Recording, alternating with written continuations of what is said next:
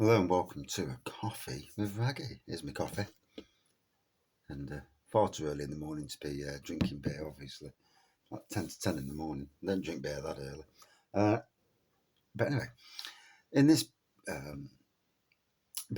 coffee with Wraggy, we'll discuss, are keg temperatures too low? And I'll tell you why. Many times I've been out drinking and had a keg beer and obviously cask. Now cask is a bit warmer.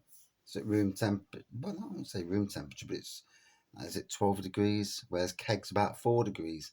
And I've got to be honest, with the shed at the moment being the temperature it is, the beer in the shed, it's like being on keg.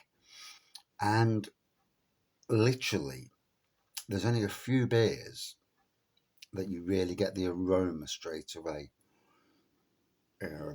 On the nose, the taste, the flavour on the taste, literally been a handful of beers where that's been been the and some of them beers are from some of the breweries that are a bit more expensive, craft beers, and it begs the question: is keg too cold? I mean, I've been to places in some ways like the Neon Raptor in the city centre, Nottingham city centre, had their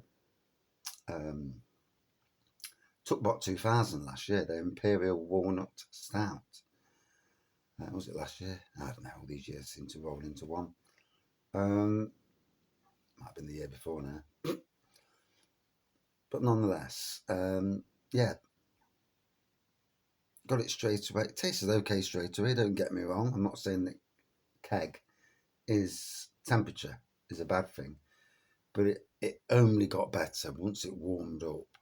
Once that temperature warmed up to a near room temperature, it got better. And I do think this is the thing, and I've been telling people when we've been going out drinking, when they get certain beers, I say, yeah, get that beer, yeah, but get yourself another beer that you can drink first while that beer warms up.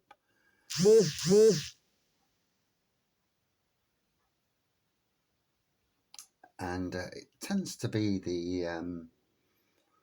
for me, it does tend to be the thing that temperatures need to be warmer. I've been to another keg bar in Ashbourne, House of Ashbourne. I think that's what it's called. And in there, at first, you could hardly taste anything on the beers, albeit they were very cold, keg temperature.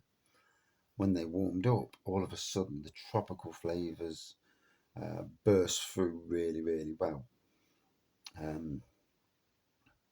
But it was like the coldness was muting both the aroma and the flavour. Whereas cask, obviously, cask being warmer, and sometimes even with cask, I've noticed that sometimes it needs to breathe a bit. And I mean, that might be the thing with keg. It needs to warm up, but it also needs to breathe to get those flavours to come out. I mean, I had some Beak and some Verdant beers, Verdant, whatever,